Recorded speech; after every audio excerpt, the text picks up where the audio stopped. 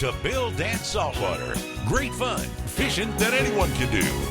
Yes, you can do this.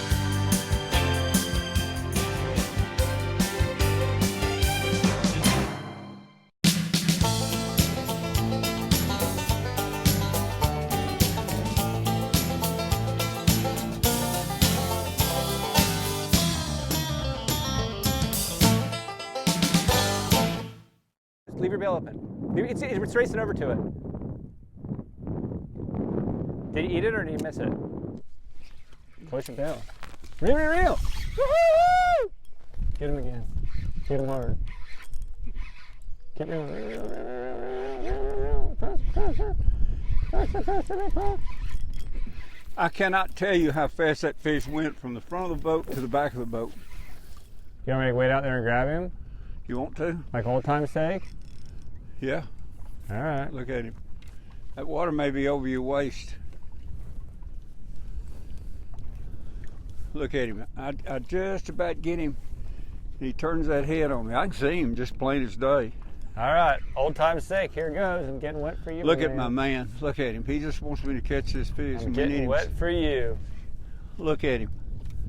There he goes in the water. It's a little deeper than I thought. They don't make them any better than Peter Deeks. Look, he's shaking his drag. All right. Come on, fish. Look at him. Look, there he's gotten him right. Oh, my man.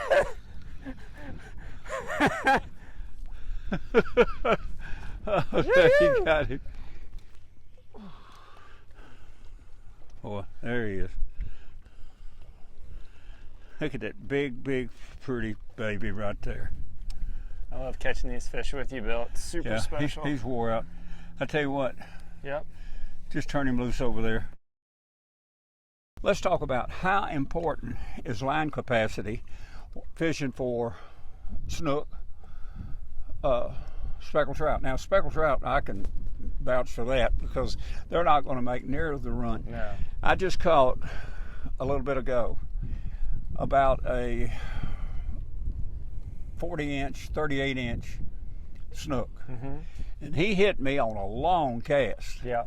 And before, quicker than a minnow could jump a dipper, yeah, he hit, and as fast as I could take up the line, he came all the way across and was way out there. Way out past the camera boat, way out there. So fast like that. I mean, it was just, before I could go, he was out there. Right. And so I would say 40, 45 yards. Yeah. Half the distance of a football field, as fast as he could go. So fast. And then he was out here 30 yards, and then he took line again and went up 45 yards. Yeah. So line capacity is critical. It's everything. That's why we all fish braid now. Because Right. you can put so much more line on that reel. I mean, it's like the snook, like, you know, we caught that really big one that you caught, the giant. Yeah. And like, I mean, that thing can take 150 yards of line like that. And so you have to have that on there. If we just spooled up 20-pound mono, which you can cook plenty of fish. Oh, we'd they'll spool overfill you. the reel. Yep, instantly. So you're saying, we talked about it, braid is extremely important. It is for sensitivity, for less stretch on the hook set. But the key, again, we can get more line on the reel. So line capacity is important. It is so important, line capacity. And also, you know, the braid, you can cast it really far. But, you know, having enough line to handle your trophy fish. So let's say you're not used to catching big fish, but when that big fish does bite and he runs out your drag for 150 yards, like, you want to be able to land him, right? Sure. And the only way to do that is to make sure you have enough line capacity to handle that. So is pound test that important? Could we get away with 20 pound Braid versus 30? Yep. So 20 would be adequate, because what can they hang up on out of here? Nothing. All around, like, if you're gonna fish a very high-end braid like you're fishing here, you can get away with 30 pound because it's so thin, and there's a lot more forgiveness. Let's say a fish runs you into a stump or a tree or mangroves or, you know, a dock piling, it's not going to break, but you can still have fun fishing it. But you can get away with 20. When you get down to like 15-pound or 10-pound braid, there's no reason to go that light, because what is that, like 2-pound diameter? I mean, it's too thin. So the key, if you'll look, the key right here is a good smooth drag system. Look at that. See, there's no jerks in that. And of course your reels too. You've got good quality reels. But just see that drag system. Look, you just see that smoothness. Look at it. It's just smooth as a spider coming down a whip. So that's what you want, is a good smooth drag system.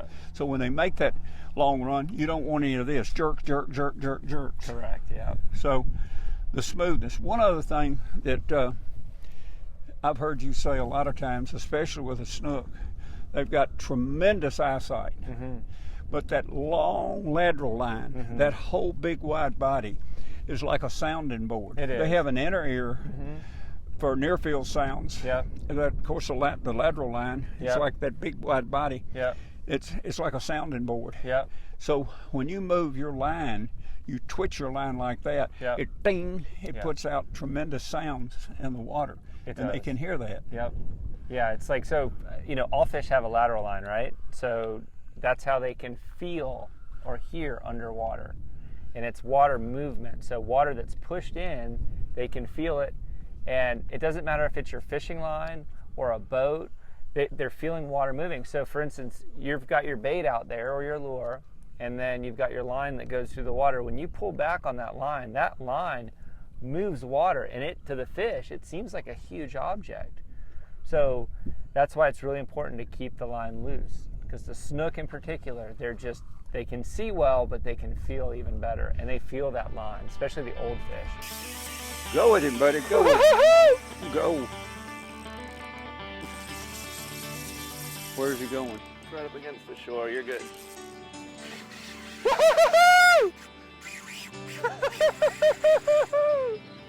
Yes. Which way is he going? He's up by the pontoon boat. Okay, I'm okay. Yeah, you're good. You can keep fishing. There's still some swimming around. All right, I'm gonna get out of your way where you've got the whole front to play. No, you're okay. You're good. He's way to the right now. Is he good? Does he feel good? Yeah, he's not a... Sit down in my chair. I didn't think that he was a mega giant, but he's pretty big. Sit in my chair. Big snook, boy. Boy, I'm telling you, it doesn't get any better than this. How deep's this water? You want me to jump out and wade for you? He might have to. He's pulling hard. Do what? You might have to. He's pulling hard. I've done it before. I seen it. You remember? I've seen it many a times from my main man, old Beepaw. I did. I waited for you. Waited out there and got you a big snook. All right, Beepaw, can you come up here and help me with my big old snook? I'm coming. He's not a Bill Dance snook, but he's a pretty good one.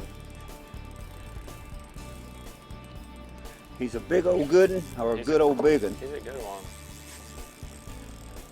Ooh, what a fish. Oh, Mercy man. me. Look at the size of that fish in the water. You're going to have to net him right there if you can. Push him on in. Push him on in. He's a caught fish. Hey, when you catching 44-inch snook with Bill Dance netting them for you, man, life doesn't get much better than that, does it? You good old fisherman, you. Life is good when Bill Dance nets your 45-inch snook. Show the people at home, like the girth, like the width of this fish is what's impressive. I mean, he's probably 44 inches long, but man, like that is such a cool fish. What you pose. Look at that big dorsal. That is just such a cool, crazy cool fish.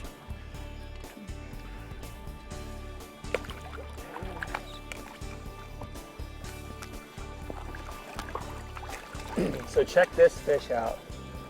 Look at the size of that mouth. Big. Here, let's see if we can look down in there. Isn't that crazy cool? Those are big fish.